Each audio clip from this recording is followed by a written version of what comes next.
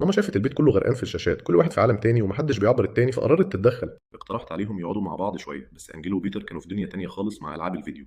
الام جابت اخرها وقامت شدت الفيشه في وشهم، وقررت ان الليله دي ليله العاب عائليه بالعافيه. بدأوا بلعبة عبيطة اسمها تنانين وقوس قزح، وأنجيلو كان هيموت من الملل عشان اللعبة ماشية بالحظ مش بالذكاء. بابا كسب أول جيم، ومن فرحته عمل رقصة نصر غريبة ومستفزة جدا قهرت أنجيلو. دخلوا في التقيل مع لعبة البريتزل اللي محتاجة ليونة، وبابا فاجئهم بحركات بهلوانية ما كانتش على البال. رغم كل محاولات أنجيلو، في الآخر وقع على الأرض وجاب جاز، وبابا احتفل وكأنه كسب كأس العالم. في لعبة المعلومات العامة، أنجيلو شغل دماغه وعمل اشتغالة بالسماعة، وشيرود كان بيغششه كل الإجابات. الخطة نجحت في الأول، وأنجيلو جاوب على سؤال صعب عن أصغر عظمة في الجسم بمنتهى الثقة. انجيلو اتمكن ورفع الرهان، وقال اللي يخسر هو اللي هينظف بوكس القطه المقرف، وقلبه ميت. وفجاه الدنيا باظت لما القطه قطعت الاشاره، وانجيلو واقفه مكانه مش عارف ينطق كلمه واحده. من غير مساعده شيرود، انجيلو هبد اجابه غلط خالص، وبابا كسب الجوله وهو بيضحك عليه طريقه. انجيلو دخل معسكر تدريب مذاكره وتمارين ليل نهار عشان يرجع كرامته في ليله الالعاب اللي جايه. الام شافت ان الموضوع قلب بغل وتنافس زياده عن اللزوم، فقررت تلغي ليله الالعاب دي خالص وتريح دماغها. بس الدم بيحن، والاتنين كملوا تحدي السيجا في السر جوه الجراج عشان يثبتوا مين فيهم البرنس.